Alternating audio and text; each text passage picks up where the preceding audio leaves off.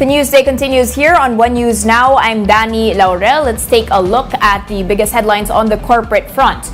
The Transportation Department has clarified that only the management and operations, not the assets of the Ninoy Aquino International Airport or NAIA, will be privatized. DOTR Secretary Jaime Bautista said unsolicited proposals will be welcomed and companies may also be invited to submit their plans after terms of reference are finalized. He also said the government is in talks with a U.S. company who may be one of the proponents. However, he did not name the firm. Secretary Bautista made the clarification after President Bongbong Marcos denied that there were plans to privatize NAIA. Ang ibig niyang sabihin ay it's the private sector who will manage the operations, no, through a concession agreement, no, which is what we have been doing in two airports now, no, sa Cebu at sa Clark, no. Yung asset remained with the government but yung operations ay ginagawa ng private sector. On to some global updates. Profit of tech giant Microsoft top analysts' estimates for the second quarter of its fiscal year, with the performance buoyed by the company's strength in cloud services businesses. Jefferies analyst Brent Thrill joins Bloomberg's Carolyn Hyde and Ed Ludlow to break down the numbers. Let's listen in. Simple question to start with. This is once again Azure saving the day, isn't it? Yes, Azure's one component. Office was also very good. I think the balance of growth and profitability is keeping Microsoft alive. Remember, going into the print, everyone was super fearful that Nadella had shared, a tech drought for 2 years. The U.S. was going to get worse. So they certainly brought expectations down in front of this print, but delivered what was an okay quarter. No one was going to do backflips over these numbers. There's no question technology spends slowing. It may get worse in the back half of the year. They have another quarter of tough comps. So, let's not break up the champagne glasses at this point. But relative to the fear, way better than expected. Yeah, I think that's an interesting point. I think when we look at Azure, the business, 100 basis points better than guided, then you kind of think about this idea that I think EPS dropped 6.5%. The street was looking for a 7.5% drop year on year. When we look forward to the rest of the year, what is the story for Microsoft with this broader economy? Is it going to have to rely on its cloud business? Yeah, it's all about the cloud. There's no other story here. It is the cloud. I think as we go deeper into the year, I think this concept of IT budgets are shrinking. Can Microsoft do more with less?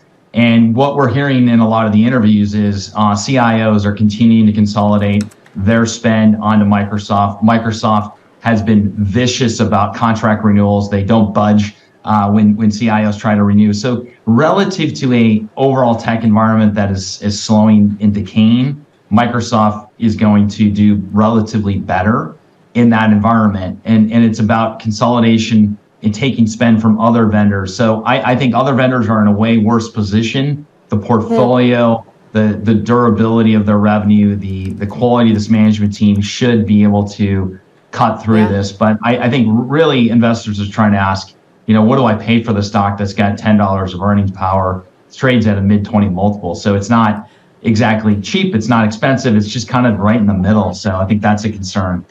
Okay, so your price target, of course, Brent, is 280. What takes us there, and what do you want to hear on the call? I think we continue want to hear about, they haven't guided in this release, so we need to hear guidance, and that are things, Nadella said this, that things may get worse inside the U.S. What's happening in the U.S. market and the rest of the world? Ultimately, can they commit to double-digit growth? They've talked about a framework of having double-digit growth with margin improvement. Can they hold that? And so I think overall, everyone is really just all eyes on what's going to actually happen with overall growth for the rest of the year. All right, now this from the Philippine Stock Exchange themselves. They've announced that trading is delayed this morning, and you can see in my terminal here it hasn't been moving for the past 45 minutes. It should have already been, or at least 15 minutes should have been already open 15 minutes ago. They did mention to wait for further announcements. They did not give a reason on why this trading is delayed. Nevertheless, taking a look at how we've performed over the past 3 days, down by 0.2%, but nevertheless still firming above the 7,000 levels. And just on the back of that Microsoft report, I did want to take a look at the US stocks here, particularly since just after they had given this encouraging profit report, they did mention that the revenue growth in Azure cloud computing businesses would decelerate, and that basically tarnished what would have been an otherwise encouraging profit report, causing the Nasdaq actually to be dragged down by 0.3%, and that's spilling over into Asia. Let's take a quick peek at how our Asian stocks are moving this Wednesday morning on the back, of course, of Hong Kong, mainland China markets are still closed for the Lunar New Year. It's actually, closing in on that. You can't see that moving right now, but you can see Japan in the red. You've also got stocks over in Australia opening on the back foot. And I did want to take a quick peek at a couple of stocks. One in particular, you've got Metro Pacific here. At least in the past few, weeks already, having risen to a 24-month high yesterday. That rose by as much as 8.1%, more than 27% this year. Again, the same story, speculation that there are investors coming into the company as they are, thinking about delisting. AP Securities is saying that, there could be no other reason for the stock's gain other than that speculation hasn't died down. Who are seen as interested in acquiring shares according to Bloomberg? Japan's Mitsui, shareholders GT Capital among companies seen as that. But Metro Pacific had said on January 14 it has not entered into any definite agreement into the sale. And one stock to be watching out for as the markets open, hopefully in a few minutes, you've got the solar energy space. This is AC Energy has said that they will be having their solar farm over in Zambales. It's Palawig 2. It's a 16 billion peso 300 megawatt solar farm starting there, and the total would be 450 gigawatts of clean energy. That's enough to power 139,000 homes. So a solar space to be watching out for later on, and we'll get back to you hopefully when the markets open. Keep it here on One News.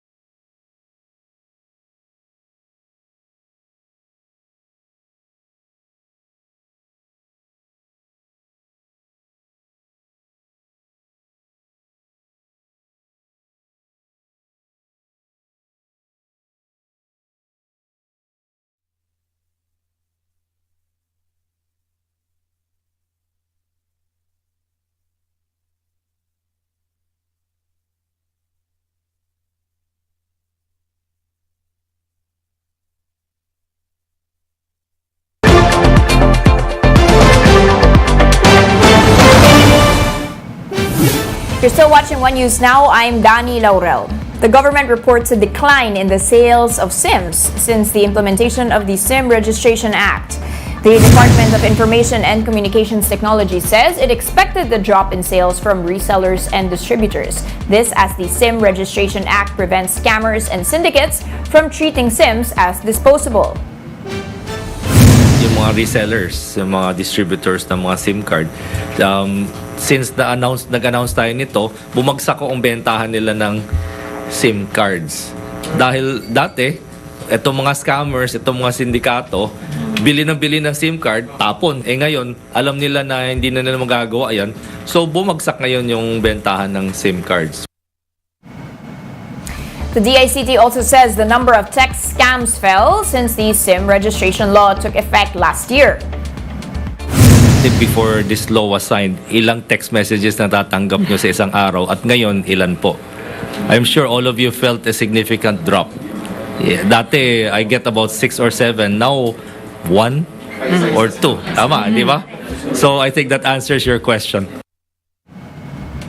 The DICT also reports that more than 1 month since the effectivity of the SIM Registrations Act, over 20 million Filipinos have registered their numbers with the government. All right, now just an update here on the trading front. The bourse's opening is delayed by just around 30 minutes. They have already sent an announcement that they are working on the technical issue that is causing this delay. So hopefully we will be able to run the markets later on in the broadcast. Now, for more updates, visit News 5, The Philippine Star, and Business World Online. Visit our website, onenews.ph, for more in-depth analysis. You can also catch One News on the Signal Play app. Register for a free account now at www.signalplay.com and stream One News Live anytime, anywhere. I'm Dani Laurel. Join us again at 11:15 a.m. We are One News, all sides, all the time.